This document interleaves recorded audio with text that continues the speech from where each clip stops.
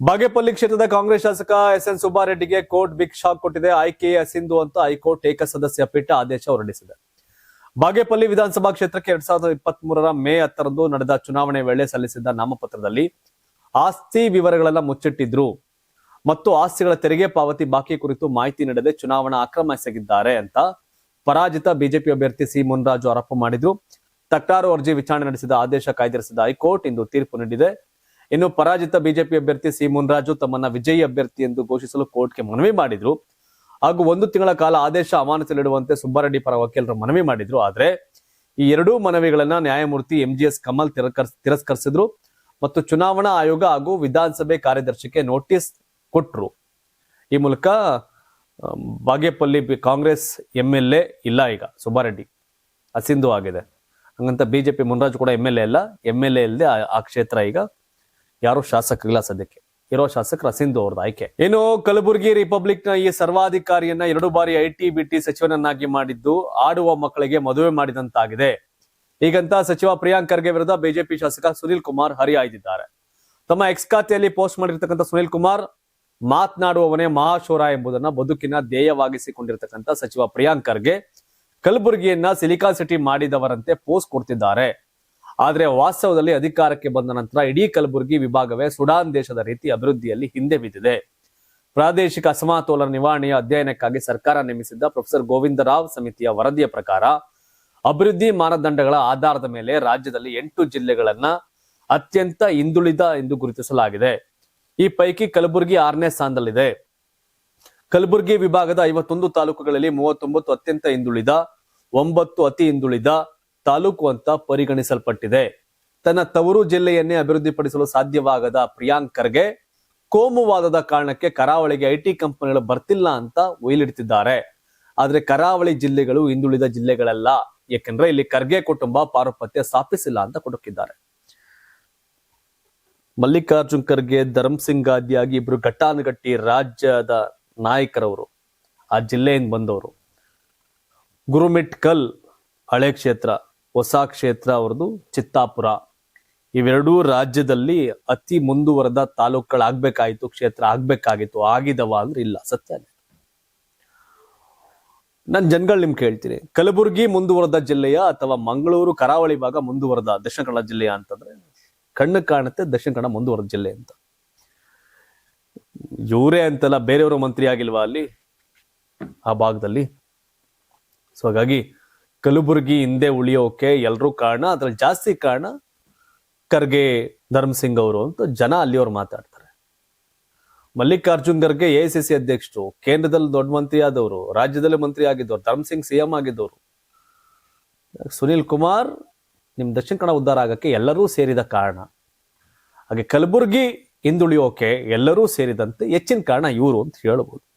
ನಿಮ್ಗನ್ಸುತ್ತಾ Kalaburagi ಮುಂದುವರೆದಿದೆಯಾ, Dakshina Kannada ಮುಂದುವರೆದಿದೆಯಾ? Comment ಮಾಡಿ. ಮುಂದಿನ ಸುದ್ದಿಗೆ ಹೋಗ್ತೀನಿ ನಾನು. ಅದು ಓಪನ್ ಸೀಕ್ರೆಟ್. ಅದಕ್ಕೇನಂತೆ, ಆ ಜನಗಳಿಂದ ಆಯ್ಕೆ ಆಗಿ ಬಂದವರೆಲ್ಲ ಶೋಕಿ ಮಾಡ್ಕೊಂಡು ನಿಂತಿರ್ತಾರೆ ಕೆಲವರು. ಅದೇ ದೊಡ್ಡ ಸಮಸ್ಯೆ. ಅಸ್ಸಾಂ ಕಾಂಗ್ರೆಸ್ ರಾಜಕೀಯದಲ್ಲಿ ನಾಟಕೀಯ ಬೆಳವಣಿಗೆಗಳು ನಡೆದಿವೆ. ಘಟ್ಟಾನುಘಟ್ಟಿ ನಾಯಕರೊಬ್ಬರು ಪಕ್ಷಕ್ಕೆ ರಾಜೀನಾಮೆ ನೀಡಿದ್ರು, ಆದ್ರೆ ಖರ್ಗೆ ಓದುವ ಮುನ್ನವೇ ವಾಪಸ್ ಪಡೆದಿದ್ದಾರೆ. ಕಾಂಗ್ರೆಸ್ ಪಕ್ಷ ತನ್ನನ್ನ ಕಡೆಗಣಿಸುತ್ತಿದೆ, ತನಗೆ ನಾಯಕತ್ವ ನೀಡ್ತಾ ಇಲ್ಲ, ಬೇರೆಯವರಿಗೆ ಮಣೆ ಹಾಕುವ ಭಯದಲ್ಲಿ ತನ್ನನ್ನ ನಿರ್ಲಕ್ಷ್ಯ ಮಾಡ್ತಿದ್ದಾರೆ ಅಂತ ಆರೋಪಿಸಿ ಅಸ್ಸಾಂ ಕಾಂಗ್ರೆಸ್ ಮಾಜಿ ಅಧ್ಯಕ್ಷ ಭೂಪೇನ್ ಕುಮಾರ್ ಬೋರಾ ಎಐಸಿಸಿ ಅಧ್ಯಕ್ಷ ಮಲ್ಲಿಕಾರ್ಜುನ್ ಖರ್ಗೆಗೆ ರಾಜೀನಾಮೆ ಪತ್ರ ರವಾನಿಸಿದ್ರು. ರಾಜೀನಾಮೆ ಸುದ್ದಿ ಬಹಿರಂಗವಾಗ್ತಿದ್ದಂತೆ ಅಸ್ಸಾಂ ಮುಖ್ಯಮಂತ್ರಿ ಹಿಮಂತ ಬಿಸ್ವಾ ಶರ್ಮಾ ಟ್ವೀಟ್ ಮಾಡಿದ್ರು. ಅಸ್ಸಾಂ ಕಾಂಗ್ರೆಸ್ ನಲ್ಲಿದ್ದ ಕೊನೆಯ ಹಿಂದೂ ಎಂದು ಭೂಪೇನ್ ಕುಮಾರ್ ಅನ್ನ ಕರೆದಿದ್ರು. 4 ರಿಂದ 5 ನಾಯಕರು ಇದೇ ರೀತಿ ಕಾಂಗ್ರೆಸ್ ತೊರೆಯಲಿದ್ದಾರೆ ಅಂತ ಬಾಂಬ್ ಸಿಡಿಸಿದ್ರು. ಈ ಬೆನ್ನಲ್ಲೇ ಕಾಂಗ್ರೆಸ್ ಹೈಕಮಾಂಡ್ ಅಸ್ಸಾಂ ರಾಜ್ಯ ನಾಯಕರಿಗೆ ಖಡಕ್ ಸೂಚನೆ ನೀಡಿತ್ತು. ಭೂಪೇನ್ ಭೇಟಿಯಾಗಿ ಮನವೊಲಿಸಲು ಸೂಚಿಸಿದ್ರು. ಇದರಿಂದ ಗೌರವ್ ಗೊಗಾಯ್, ಬನ್ವೇರಾ, ಜಿತೇಂದ್ರ ಸಿಂಗ್, ಪ್ರದ್ಯುತ್ ಬರ್ದೋಲೋಯಿ ಸೇರಿದಂತೆ ಪ್ರಮುಖ ನಾಯಕರು ಭೂಪೇನ್ ಮನೆಗೆ ತೆರಳಿ ಮನವೊಲಿಸಿದ್ರು. ಹೀಗಾಗಿ ಭೂಪೇನ್ ರಾಜೀನಾಮೆ ಪತ್ರ ಹಿಂಪಡೆದ್ರು. ಕಾಂಗ್ರೆಸ್ ನಲ್ಲೇ ಉಳಿಯೋದಾಗಿ ಹೇಳಿದ್ದಾರೆ. ಖರ್ಗೆ ಅವರು ಈ ರಾಜೀನಾಮೆ ಪತ್ರ ನೋಡುವುದರೊಳಗೆ ಯು ಟರ್ನ್ ಹೊಡೆದಿದ್ದಾರೆ. ನಡೀತಾ ಇರ್ತಾರೆ, ಸಮಾಧಾನ ಮಾಡಕ್ ಹೋದ್ರಲ್ಲ. ಇದೇ ಹಿಮಂತ ಬಿಸ್ವಾ ಶರ್ಮಾ ರಾಹುಲ್ ಗಾಂಧಿ ಭೇಟಿ ಮಾಡಕ್ ಹೋದಾಗ ರಾಹುಲ್ ಗಾಂಧಿ ನಾಯಿ ಮರಿ ಆಟ ಆಡ್ಸ್ಕೊಂಡು ಕೂತಿದ್ರು. ಇವ್ರು ಏನ್ ಹೇಳಿದ್ರು ಕೇಳ್ತಿರ್ಲಂತೆ. ಸೆಟ್ ಗೆದ್ದು ಇದೇ ಹಿಮಂತ ಬಿಸ್ವಾ ಶರ್ಮಾ ಕಾಂಗ್ರೆಸ್ ಬಿಟ್ಟು ಬಿಜೆಪಿ ಸೇರಿದ್ರು, ಕೇಂದ್ರದಲ್ಲಿ ಮಂತ್ರಿ ಆದ್ರು, ನಾರ್ತ್ ಈಸ್ಟ್ ಎನ್ಡಿಎ ಕನ್ವೆನರ್ ಆಗಿ ಇಡೀ ಈಶಾನ್ಯ ಭಾರತದಲ್ಲಿ ಬಿಜೆಪಿ ಅಧಿಕಾರಕ್ಕೆ ಬರಕ್ ಕಾರಣ ಆದಂತ ಮನುಷ್ಯ ಇದೇ ಹಿಮಂತ ಬಿಸ್ವಾ ಶರ್ಮಾ, ಅಸ್ಸಾಂನ ಬಿಜೆಪಿ ಮುಖ್ಯಮಂತ್ರಿ. ಹಾಗಾಗಿ ತನ್ನನ್ನು ಹೇಗೆ ನಡ್ಸ್ಕೊಂಡ್ರು ಅಂತ ಗೊತ್ತಿತ್ತು, ಹಾಗಾಗಿ ಅಷ್ಟೆಲ್ಲ ಮಾಡಿದ್ರು. ಕಾಂಗ್ರೆಸ್ ಎಚ್ಚೆತ್ಕೊಂಡಂಗಿದೆ. ಕರ್ನಾಟಕದಲ್ಲಿ ಡಿ ಕೆ ಶಿವಕುಮಾರ್ನ ಕ್ಯಾರೆ ಅಂತ ಇಲ್ಲ ಇಲ್ಲಿ. ಈಶಾನ್ಯ ಭಾರತದಲ್ಲಿ ಹಿಮಾಂತ್ ಬಿಸ್ವಾ ಶರ್ಮಾ ಹೇಗೆ ಸ್ಟ್ರಾಂಗು, ಬಿಜೆಪಿ ಕಾಲಿಡಕ್ಕಾಗಿರ್ಲಿಲ್ಲ ಅಲ್ಲಿ. ಹಿಮಾಂತ್ ಬಿಸ್ವಾ ಶರ್ಮಾ ಕಾರಣಕ್ಕೆ ಈಶಾನ್ಯದಲ್ಲಿ ಬಿಜೆಪಿ ಅಧಿಕಾರಕ್ಕೆ ಬಂತು.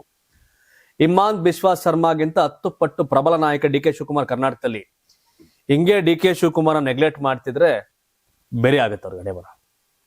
D K powerful, D K Shivakumar ಕೇರಳದಲ್ಲಿ ಪವರ್ಫುಲ್, ಡಿ ಕೆ ಶಿವಕುಮಾರ್ ತೆಲಂಗಾಣದಲ್ಲಿ ಪವರ್ಫುಲ್, ಡಿ ಕೆ ಶಿವಕುಮಾರ್ ತಮಿಳುನಾಡಲ್ಲಿ powerful, D K Shivakumar Maharashtra ಅಂದ್ರೂ ಪವರ್ಫುಲ್. ಹೇಗೆ ಅಂದ್ರೆ ಆಪರೇಟ್ ಮಾಡೋದು ಗೊತ್ತು. ಲೈಕ್ ಅಮಿತ್ ಶಾ ಕರ್ನಾಟಕದಲ್ಲಿ ಬಂದು ಓಟ್ ಹಾಕ್ಸಲ್ಲ, ಆದ್ರೆ ಕರ್ನಾಟಕದ ವಿಷಯದಲ್ಲಿ ಪ್ರಭಾವಿ ಅಮಿತ್ ಶಾ. ಬಿಜೆಪಿ ವಿಷಯಕ್ಕೆ ಬಂದಾಗ ಸೇಮ್ ಥಿಂಗ್.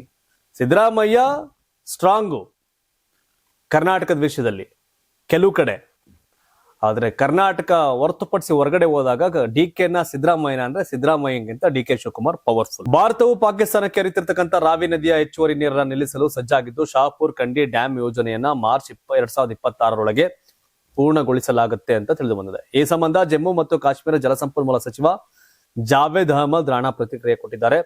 ಪಂಜಾಬ್ ಜೊತೆಗಿನ ಕೇಂದ್ರಾಡಳಿತ ಪ್ರದೇಶದ ಗಡಿಯಲ್ಲಿರ್ತಕ್ಕಂಥ ಶಹಾಪುರ್ ಕಂಡಿ ಅಣೆಕಟ್ಟು ಮಾರ್ಚ್ 31 ಪೂರ್ಣಗೊಳ್ಳಲಿದೆ.